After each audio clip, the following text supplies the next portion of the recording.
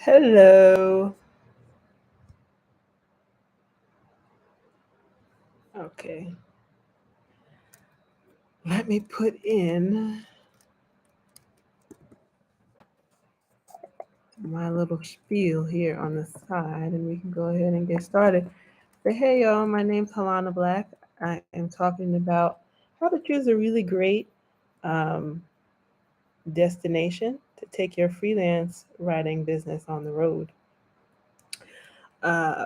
If you don't know me, I'm Halana Black. I've been a traveling freelance writer for the last about 5 years in July.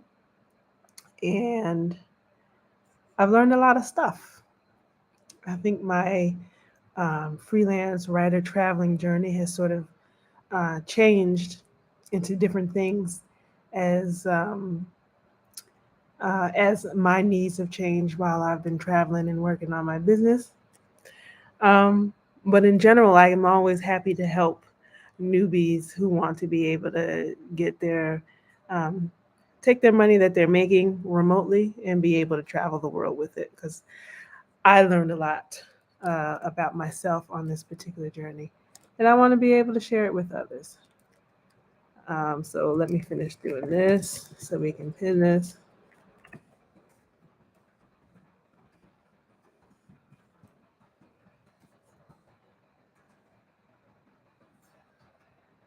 And we're going to pin the message. Great. All right. So, since I've been a traveling freelance writer, I've been to what, 7, 8 different countries. I left the US 5 years ago. I first went to Thailand and then this is not in order, but this is what I'm thinking of right now. Went to Vietnam, Thailand, Cambodia, Vietnam, Laos, Myanmar, um, Rwanda is where I am right now. Um, where else? I've been to Dubai a couple of times, and I've took a short trip to Uganda since I've been here, and I'll be going to South Africa pretty soon. That'll be country number 9. Um, so a few things that you should think about before you leave is that number one, you need to figure out whether or not the country you want to go to, if you're doing international travel, you need to know whether or not the country that you're going to actually needs a visa. I'm a US citizen. Every country has their own rules and regulations about whether or not you can get into the country. I'm going to try and make this as simple as possible. Number one, you're going to need a passport. Everybody's going to need a passport. Folks online always want to argue with me about, I don't need, if you want to travel, you don't need a passport. You do. You need a passport. Go get one. It's not that expensive. Get yourself a passport. Then you're going to go online to see whether or not the country you want to go to actually needs a visa. Now, the visa is actually a government document that they're going to put into your passport, and it's going to give you the parameters around um, how long you're allowed to stay in that particular country, and it'll tell you like whether or not you're allowed to work in the country. In most circumstances, you're going to be getting a tourist visa.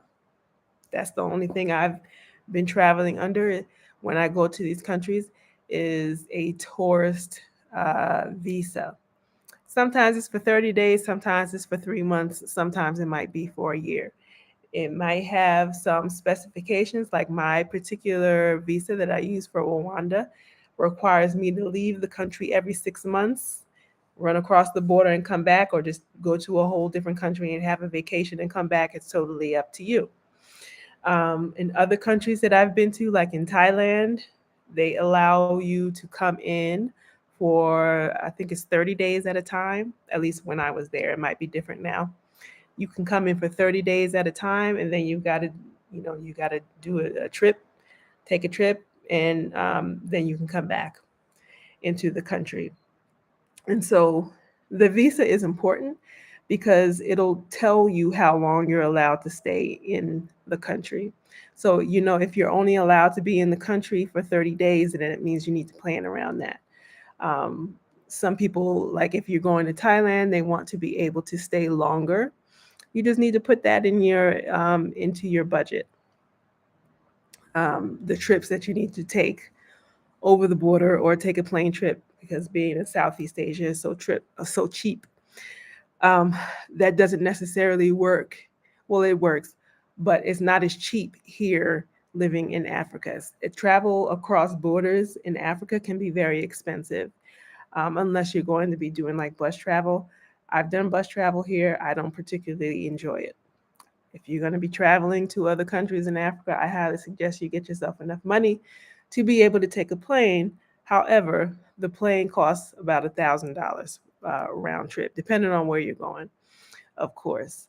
And then, of course, you're going to need more visas in order to be able to go to these other countries in Africa. So, those are some things that you need to be able to think about. How much money are you going to be able to spend? Which is why I always tell people who are early in their digital nomad plans to just go to Southeast Asia. If you're new in your freelance writing business and you're not making as much money as you would want to yet, going to Southeast Asia really gives you the because the cost of living is so low. It's just a cheaper place to be able to relax and sort of get your thoughts together and learn new skills. Um, Eating is very cheap, housing is very cheap, all that other good stuff. So figure out what the visa situation is for the country you want to go to. Next thing you need to do is what makes a destination interesting for you? What makes a destination interesting for you? So I just got finished talking about if you're a freelance writer and you're new in your journey as a freelance writer, you may want to think about what's going to work for your budget. So unless you have a bunch of savings and you want to go someplace that's a little more expensive, I always tell people to go to Southeast Asia first, just because it's so much cheaper.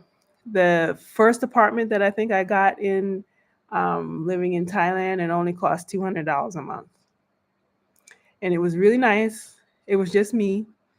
It was considered well. That one was the first one that I went to was more like it was in an area with a lot of students. And then I wound up moving to another place for a longer term that was more in a luxury condo um, building and had the most gorgeous pool with a waterfall. Um, just beautiful views. I love this place so much. My rent there was $300. $300 for this um, one bedroom condo that I was living in. So, Southeast Asia, very nice place to be if you want to be able to focus on not really spend as much money, but also just go be able to have enough money to be able to spend on other things. And you'll be able to build your business at the same time without a whole bunch of thinking about how much do I really need to pay for rent.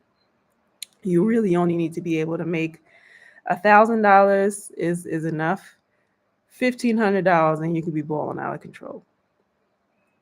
So think about what it is that you want. If you want to go someplace warm, there are like, do you want like super hot climate? Do you want beach? Do you want mountains? Do you want a mixture of all of those things?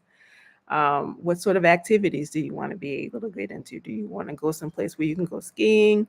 Or are you more of a like a surfing type of a person? Do you like coffee culture? Do you want to get into teas? Do you want a place where there's going to be a lot of other digital nomads? Or are you more into being in a place where you can go be with the locals?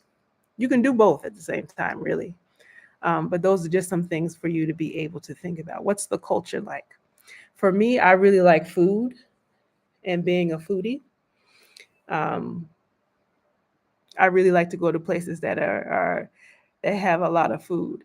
Now, being in Rwanda, I love Rwanda. I love this place. I really do. But the food, the restaurants here are not all that awesome. There's a few places that I enjoy, but I don't love them. But what does really work here is that there's plenty of fresh food. And as a person who really loves to cook, I have plenty of fresh fruits and vegetables all the time to be able to create dishes with. So I really enjoy that part of Rwanda. But restaurants, not so much, which is why I'm really excited to be able to travel again because I'm going to go to other countries that have really great food. Um, what else?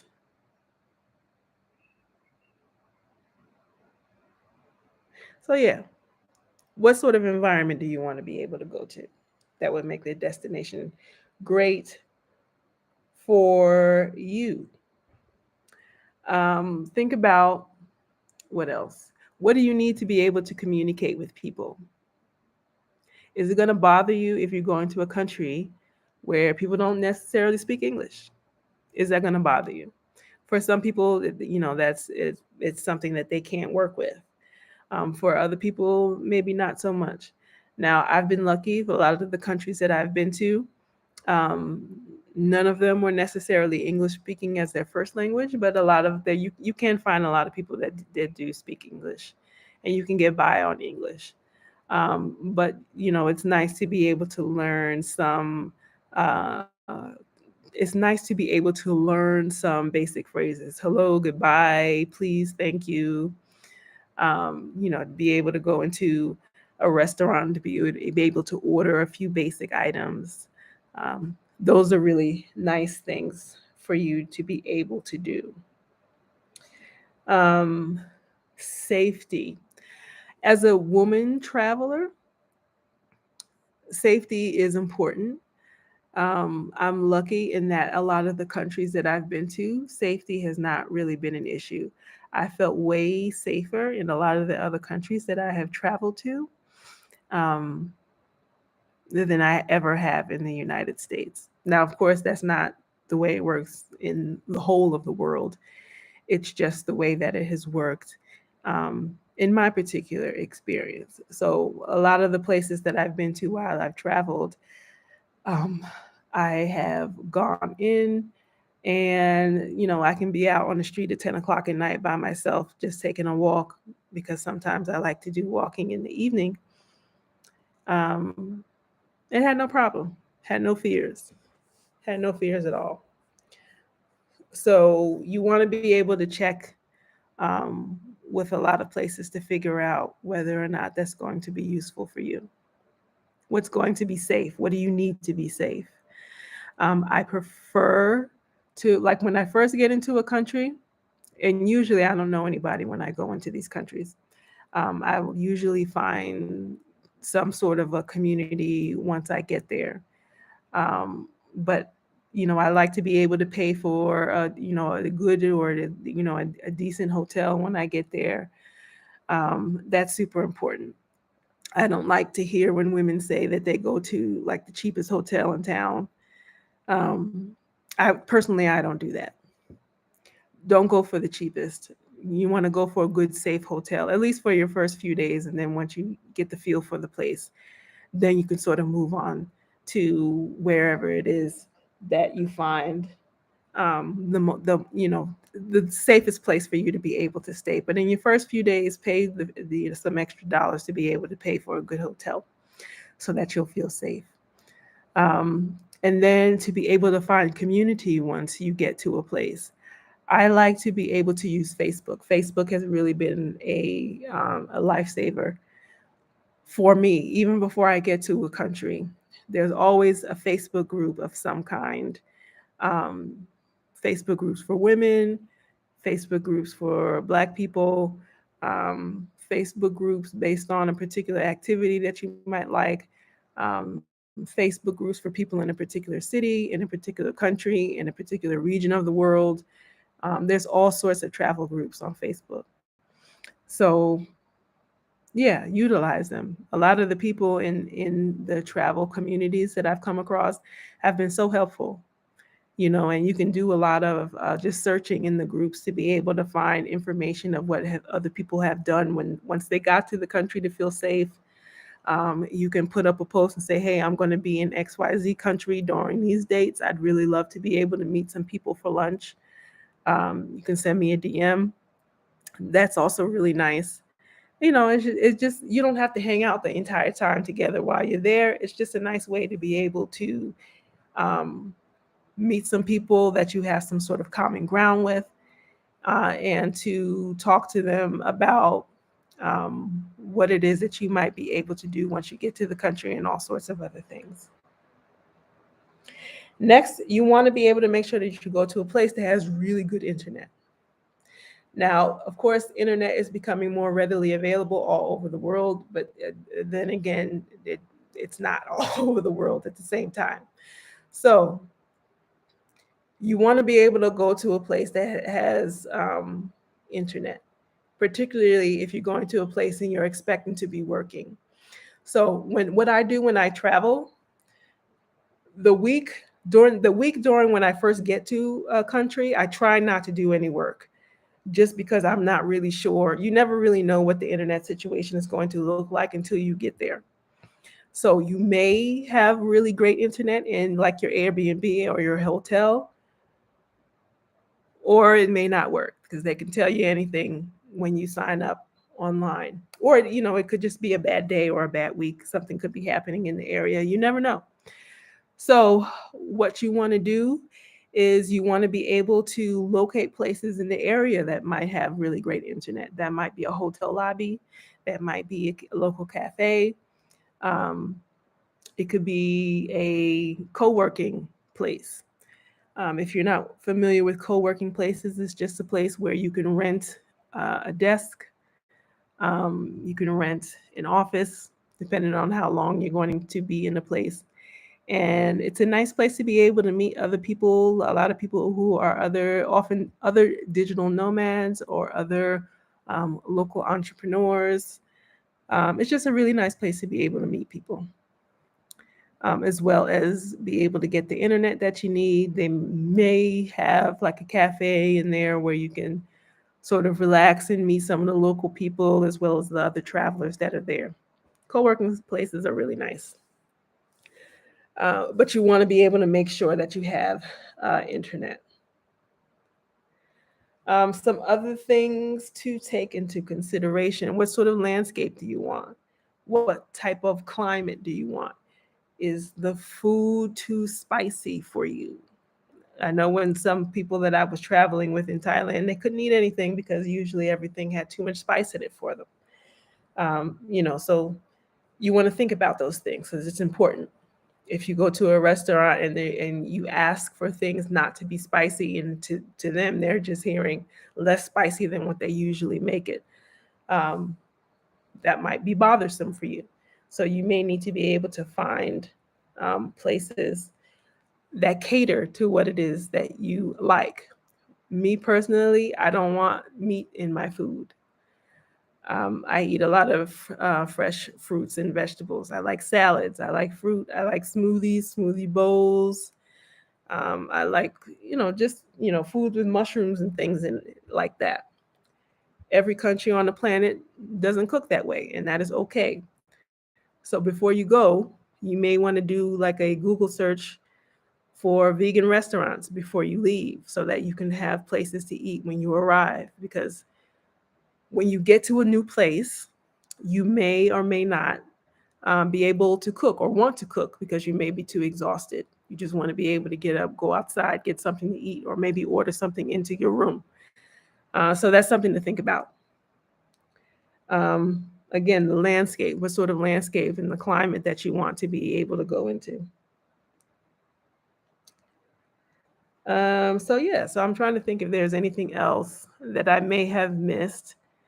If you have any questions about trying to help yourself figure out how to be able to travel as a freelance writer, what things you need to be able to consider when you go to a new country. I'm doing all of this now for myself because I'm actually going to be traveling to two new countries that I'm excited about. And I won't be leaving until September, so I'll do videos more about that as I get closer to it, that time. Um, but having to do all of like moving is a lot. I've been in Rwanda for 2 years, 2+ years. And I don't really put myself in the digital nomad box anymore. I'm more of a slow traveler. I like to be able to get to a place and sort of get a feel for a place. Like at this point, I just want to get to a place and get myself a regular apartment in a city that feels pretty good to me and use that as a place to be able to do sort of like local traveling. When I first started, I just wanted to be able to, you get to a place, you stay there for 30 days to maybe 3 months. That was really a lot. And then, pop around to the next country. Um, I feel like I have more stuff. I have more stuff now. Like when I started, I just had a suitcase. Um, I just had a suitcase. And so now I have like a bunch of art stuff that I want to be able to put into one space. I want to have one place to be able to do my work, my writing work. I like being able to keep a kitchen because I like to cook a lot. So I have certain um, things like like your favorite bowls. Like I have a favorite salad bowl. Um, that I like to be able to have because I like it to, I want my stuff to look nice. And that's sort of, I can't travel with all that stuff, hopping from one country to another every month to every 3 months with a whole bunch of stuff anymore. And that works for me. If you want to do the more minimal thing, you can certainly do that.